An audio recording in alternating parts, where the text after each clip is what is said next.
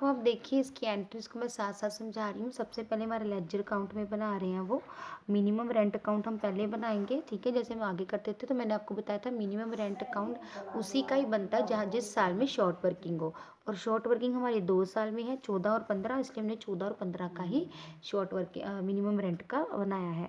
तो उसमें हमने कैसे एंट्री डालनी है कि मिनिमम रेंट हमने कैसे पूरा किया। बाय रॉयल्टी कितनी हुई थी हमारी 40,000 और हमें शॉर्ट वर्किंग कितनी हुई थी 10,000। ये दोनों एंट्री यहाँ से आई।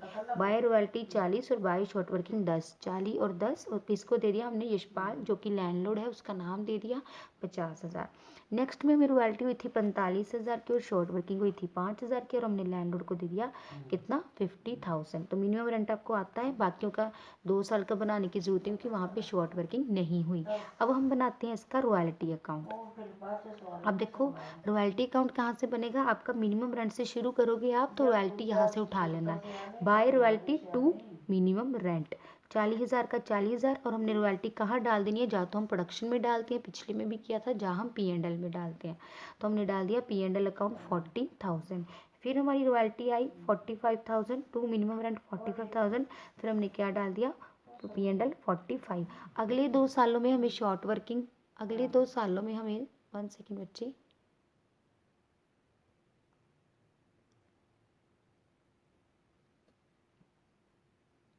अगले 2 सालों में हमें शॉर्ट वर्किंग नहीं हुई है, तो इसलिए सीधा ही जाएगा टू यशपाल कितना 55,000 और टू यशपाल 90,000 रॉयल्टी। आगे आगे हमारी शॉर्ट वर्किंग, तो ये भी आपको करना आता है।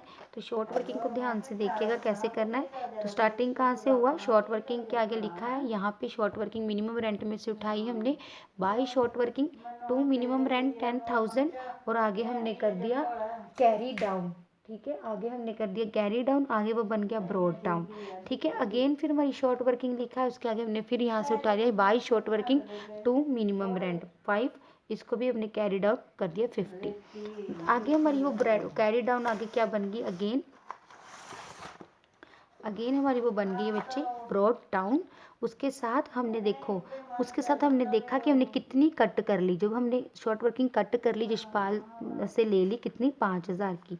तीसरे साल में हमने ये 5,000 रिक्यूप कर ली, उसका लिख देते हैं हम यशपाल, इसको हम लिखेंगे रिक्यूप की, ठीक है। कितना 5,000 रिक्यूप कर ली, और जो P&L में जो नहीं रिक्यूप की उसको बाय P&L लिख दिया, और बाकी को कैरी डाउन कर दिया 5,000।